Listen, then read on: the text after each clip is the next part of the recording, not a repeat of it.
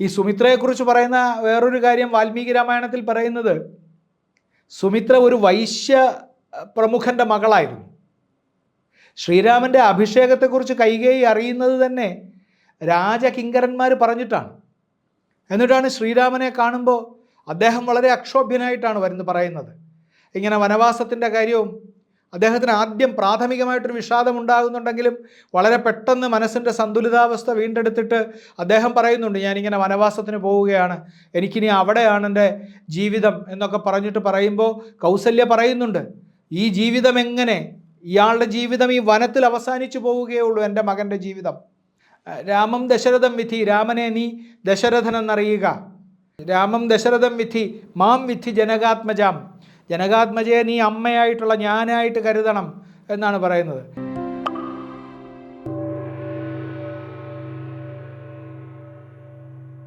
രാമായണത്തിലെ അമ്മമാരെക്കുറിച്ച് ചില പാർശ്വസൂചനകൾ നമ്മൾ ഇതിനകം നൽകിയിട്ടുണ്ട്.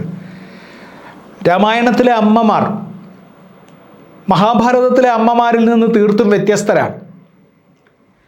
മഹാഭാരതത്തിലെ അമ്മമാർ ദീർഘവ്യസനം കൊണ്ട് നടക്കുന്ന വലിയ അഗ്നിപർവ്വതങ്ങളാണ്. അവർ നീണ്ടകാലത്തെ ദുഃഖങ്ങളാണ് സഹിക്കുന്നത്. അതിലെ ഓരോ അമ്മയെയും എടുത്തു നോക്കിയാൽ നമുക്കത് കാണാൻ കഴിയും. പക്ഷേ രാമായണത്തിലെ അമ്മമാർ അങ്ങനെ ദീർഘകാല വ്യസനം കൊണ്ട് നടക്കുന്നുണ്ടാവാം. പക്ഷേ അവരാ വ്യസനം വരുമ്പോഴെല്ലാം ആ വ്യസനത്തെ നമ്മളുടെ നാട്ടിലെ സാധാരണ അമ്മമാരെ പോലെ വലിയ തോതിൽ അത് പ്രകടിപ്പിക്കുന്ന ആളുകളാണ്. ആ വ്യസനത്തെ അണ പൊട്ടിച്ചൊഴുക്കിക്കളയുന്ന ആളുകളാണ്. 3 അമ്മമാരാണല്ലോ പ്രധാനമായിട്ടുള്ളത്, കൗസല്യയും കൈകേയിയും സുമിത്രയും. കൗസല്യ അദ്ദേഹത്തിൻ്റെ ആദ്യ പത്നിയാണ്. കൗസല്യ അദ്ദേഹത്തിൻ്റെ ആദ്യ പത്നി. അപ്പോൾ അതിൽ സന്തതികൾ ഉണ്ടാവുന്നില്ല എന്ന് കണ്ടിട്ടാണ് അദ്ദേഹം സുമിത്ര എന്ന കുമാരിയെ കല്യാണം കഴിക്കുന്നത്. ഈ സുമിത്രയെക്കുറിച്ച് പറയുന്ന വേറൊരു കാര്യം വാൽമീകി രാമായണത്തിൽ പറയുന്നത്, സുമിത്ര ഒരു വൈശ്യ പ്രമുഖൻ്റെ മകളായിരുന്നു, ക്ഷത്രിയയായിരുന്നില്ല. ആ വൈശ്യപ്രമുഖൻ്റെ മകളെ ദശരഥന് സമ്മാനം നൽകിയതാണ് എന്നും പറയുന്നുണ്ട്. പക്ഷേ അവിടുത്തെ ക്ഷത്രിയ വനിതകളോടൊപ്പം തന്നെ അതേ ആദരം ഏറ്റുവാങ്ങി അവിടെ ജീവിച്ചു. ഈ കൈകേയി കേകയ രാജ്യത്ത് നിന്ന് പിന്നീട് കൊണ്ടുവരുന്നതാണ്. കൂടുതൽ ചെറുപ്പം, ഇവരെക്കാൾ കൂടുതൽ ചെറുപ്പം, ഇവരെക്കാൾ കൂടുതൽ സൗന്ദര്യം. കാളിദാസൻ പറയും, പ്രിയ കേകയ വംശജ എന്ന് പറയും. കേകയ വംശത്തിൽ നിന്ന് വന്ന ഇവളാണ് ദശരഥന് ഏറ്റവും പ്രിയപ്പെട്ടവളായി തീർന്നത് എന്ന് കാളിദാസൻ രഘുവംശത്തിൽ പറയും. അതിൻ്റെ കാരണം അവർ ചെറുപ്പമായതുകൊണ്ടും കുറച്ച് സാമർഥ്യം കൂടുതലുള്ളതുകൊണ്ടും അവർ കുറച്ചുകൂടെ സുന്ദരി ആയതുകൊണ്ടുമാണ് എന്ന് നമ്മൾ രാമായണം വായിക്കുമ്പോൾ മനസ്സിലാക്കും. പക്ഷേ ഈ 2 അമ്മമാർക്കും അങ്ങനെ അല്ലാത്ത ചില സവിശേഷതകൾ ഉണ്ടായിരുന്നു. നമ്മൾ അത് മനസ്സിലാക്കുമ്പോൾ വേറൊന്നുകൂടി നമ്മൾ രാമായണത്തെ സംബന്ധിച്ച് പറയണം. രാമായണത്തിൽ രാമലക്ഷ്മണന്മാരുടെ ഭരതശത്രുഘ്നന്മാരുടെയും ബാലലീലകളൊന്നും വർണ്ണിക്കുന്നില്ല. ഒരിടത്തും പറയുന്നില്ല ബാലലീലകൾ. നമ്മൾ ഭാഗവതം വായിക്കുമ്പോൾ അങ്ങനെയല്ലല്ലോ. കൃഷ്ണൻ്റെ ബാലലീലകൾക്ക് വേണ്ടി മാത്രം എഴുതപ്പെട്ട പുസ്തകമാണ് ഭാഗവതം. പക്ഷേ ശ്രീരാമൻ്റെയും ലക്ഷ്മണൻ്റെയും ഭരതൻ്റെയും ശത്രുഘ്നൻ്റെയും ബാലലീലകൾ ഒട്ടും പറയുന്നില്ല.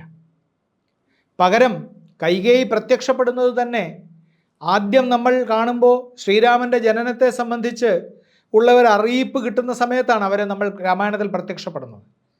അത് കഴിഞ്ഞ് പിന്നെ നിർണായക സന്ദർഭങ്ങളിലാണ് വരുന്നത്.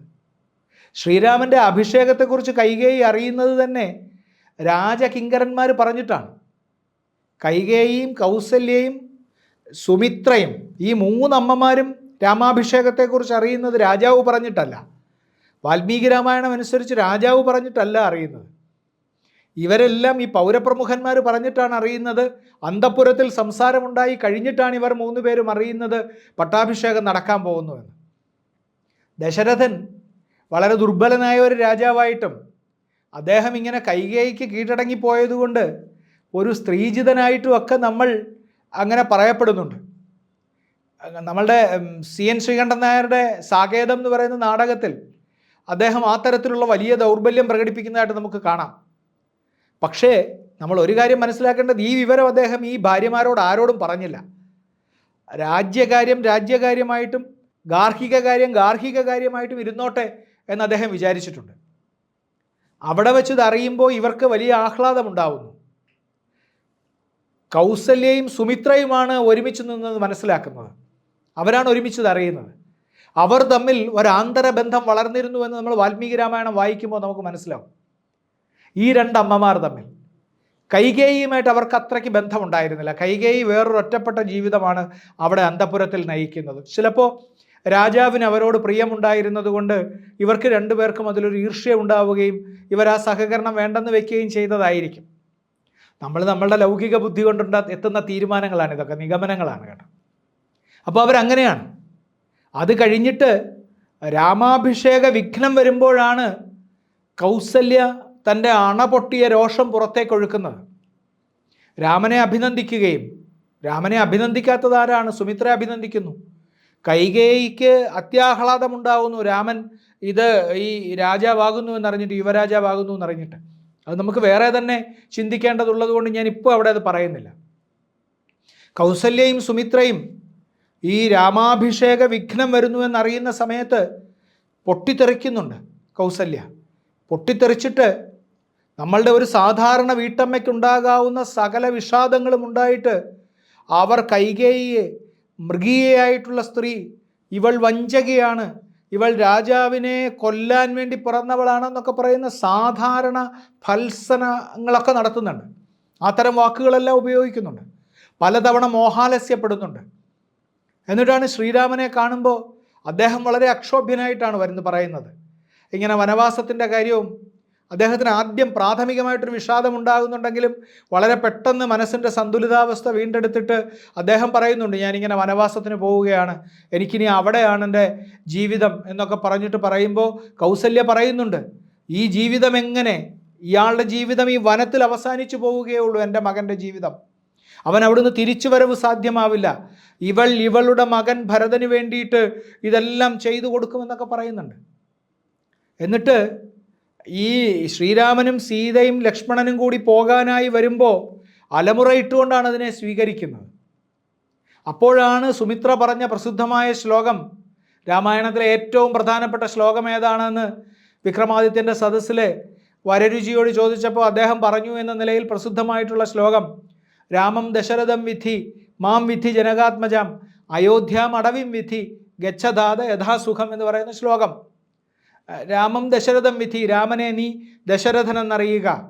രാമം ദശരഥം വിധി മാം വിധി ജനകാത്മജാം, ജനകാത്മജയെ നീ അമ്മയായിട്ടുള്ള ഞാനായിട്ട് കരുതണം എന്നാണ് പറയുന്നത്.